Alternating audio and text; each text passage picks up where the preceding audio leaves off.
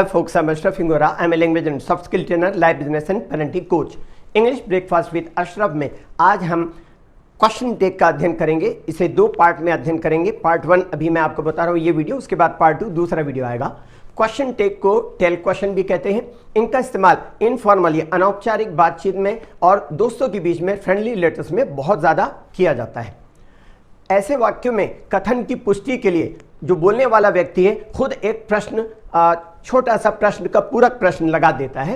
हिंदी में ये प्रश्न ना है कि नहीं, है ये नहीं, इस तरह से होते हैं या इस तरह से बोले भी जाते हैं। जब हम क्वेश्चन टेक का इस्तेमाल करते हैं तो हम उसका उत्तर हाँ या ना में पाने की उम्मीद रखते हैं। इनकी स्ट्रक्चर किस तरह से होती है ये देखिएगा। Statement, command, request, proposal plus question tag या टेल क्वेश्चन। एग्जाम्पल देखिएगा। Let's start now, shall we, चलो शुरू करें। ना या है ना, है कि नहीं, इनमें से कोई भी यूज होता है बातचीत में generally. Make tea for me, will you make tea for me, मेरे लिए चाय बनाओ, है ना, या मेरे लिए चाय बनाओ ना, इस तरह से। You like ice cream, don't you, तुम आइसक्रीम पसंद करते हो, है ना, है या नहीं, इस तरह। Don't drive too fast, will you, ज्यादा तेज गाड़ी मत चलाओ, है ना, या नहीं चलाओगे ना, ये भाव आ रहा है। टेक क्वेश्चंस 3 प्रकार के होते हैं। पहला पॉजिटिव क्वेश्चन टेक, दूसरा निगेटिव क्वेश्चन टेक और तीसरा same way question tag. Same way question tag की शुरुआत यूजुअली ओह या सो से होती है। हालांकि इसका इस्तेमाल पॉजिटिव और निगेटिव क्वेश्चन टेक की तरह से कॉमन नहीं है, फिर भी इसका इस्तेमाल काफी होता है। दूसरा देखें, पॉजिटिव स्टेटमेंट के साथ निगेटिव क्वेश्चन टेक और निगेटिव स्टेटमेंट के साथ पॉजिटिव क्वेश्चन टेक का इस्तेमाल किया जाता है। जैसे एग्जाम्पल से देखिएगा, it is fine today, isn't it. ये क्या हुआ, पॉजिटिव सेंटेंस है तो हमने निगेटिव क्वेश्चन टेक का इस्तेमाल किया। आज मौसम अच्छा है ना, क्या नहीं है, इस तरह। दूसरा देखिए, निगेटिव सेंटेंस के साथ positive question tag, she is not beautiful, is she, positive question tag का यहां यूज हुआ है, वह खूबसूरत नहीं है ना।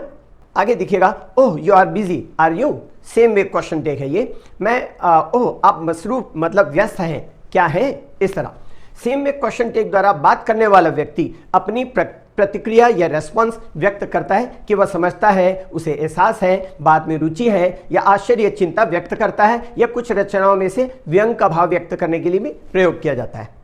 नेक्स्ट देखिएगा, जब पॉजिटिव स्टेटमेंट के साथ few, little, seldom, rarely, hardly, scarcely, neither, no, none, no one, nobody, nothing, barely, hardly ever, ऐसा कुछ निगेटिव अर्थ सूचित करने वाले शब्दों का इस्तेमाल होता है तो वो निगेटिव सेंटेंस या निगेटिव स्टेटमेंट माना जाता है। इसलिए इनके साथ में पॉजिटिव क्वेश्चन टेक का इस्तेमाल होता है। जैसे few people are happy, are they, इसका मतलब बहुत ही कम लोग खुश हैं, है ना, है कि नहीं, या है ये नहीं। तो यहां पर फ्यू पीपल आर हैप्पी वो निगेटिव का भाव व्यक्त कर रहा है, बहुत ही कम। उसी तरह he is seldom late, is he, वह कभी कभार ही देर से आता है ना।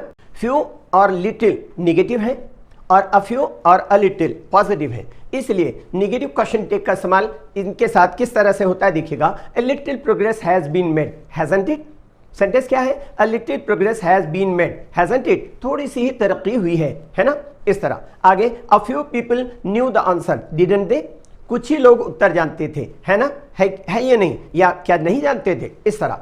आगे देखिएगा, एडवर्ब ओनली के साथ पॉजिटिव या नेगेटिव किसी भी तरह के क्वेश्चन टेक का इस्तेमाल किया जा सकता है, लेकिन पॉजिटिव क्वेश्चन टेक का इस्तेमाल ज्यादा होता है। एग्जांपल देखिए, there were only 100 people present, were they, weren't they, तो वर दे वरंट दे दोनों का इस्तेमाल कर सकते हैं। सिर्फ 100 लोग उपस्थित थे, है ना, है कि नहीं, क्या थे, इस तरह का भाव। नेक्स्ट देखिएगा, स्टेटमेंट का सब्जेक्ट नाउन होने पर क्वेश्चन टेक में प्रोनाउन का इस्तेमाल किया जाता है, नाउन का इस्तेमाल नहीं किया जाता सब्जेक्ट के रूप में। जैसे एग्जांपल देखिएगा, James was driving fast, wasn't he, James गाड़ी तेज चला रहा था, है ना, है कि नहीं, है या नहीं, ये भाव। तो यहां पर वाजंट ही का इस्तेमाल करेंगे, वाजंट जेम्स का इस्तेमाल नहीं होगा। जब नेक्स्ट देखिएगा, जब स्टेटमेंट का subject no one, anyone, someone, everyone, nobody, none, neither या इस तरीके के शब्द हो तब क्वेश्चन टेक में ही या दे का इस्तेमाल होता है, लेकिन दे का इस्तेमाल ज्यादा प्रचलित है।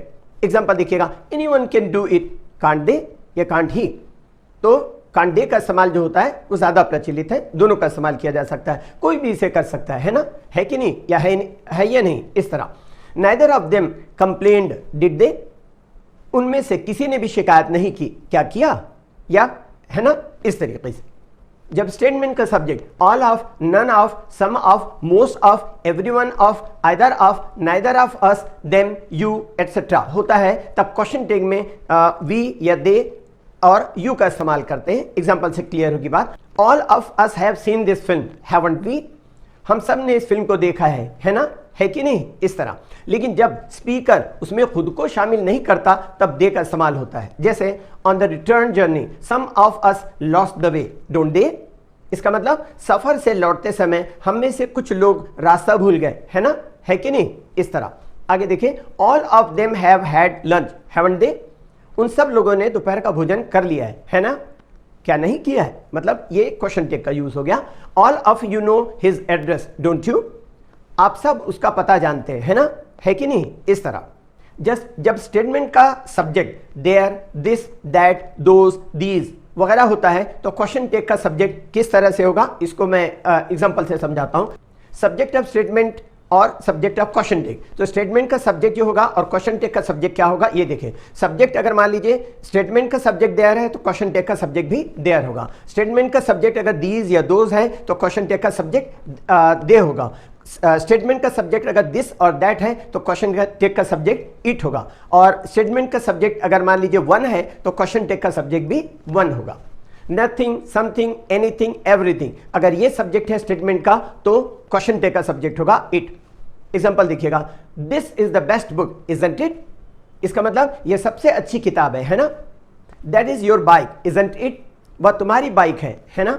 These are ripe fruit, aren't they? ये पके हुए फल हैं, है ना। Those are her clothes, aren't दे? वे उसके कपड़े हैं, है ना। Nothing was lost, was it? कोई चीज नहीं खोई, ये नहीं गुमी, है ना, है कि नहीं, है या नहीं? इस तरह। There is no garden here, is there? तो देयर अगर सब्जेक्ट है स्टेटमेंट का तो क्वेश्चन टैग का सब्जेक्ट भी देयर होगा। यहां कोई बगीचा नहीं है ना, है कि नहीं? इस तरह। One should do once duty, should and one? One subject है स्टेटमेंट का तो वन सब्जेक्ट भी होगा क्वेश्चन टैग का। तो यहां पर मीनिंग निकलती है व्यक्ति को अपना कर्तव्य निभाना चाहिए, है ना। Everything was washed away, wasn't it?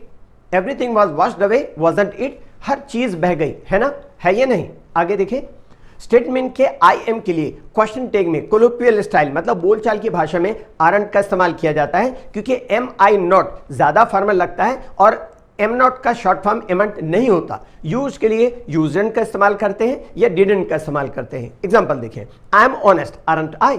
मैं ईमानदार हूं, है ना। I am still young, aren't I? मैं अभी भी जवान हूं, है ना, है या नहीं? इस तरह। I used to play tennis at school, usen't I या डिडंट आई? दोनों में से किसी का भी इस्तेमाल होता है। मैं स्कूल में टेनिस खेला करता था, है ना, है कि नहीं? वैसे यूज के साथ डिडंट आई का इस्तेमाल ज्यादा प्रचलित है।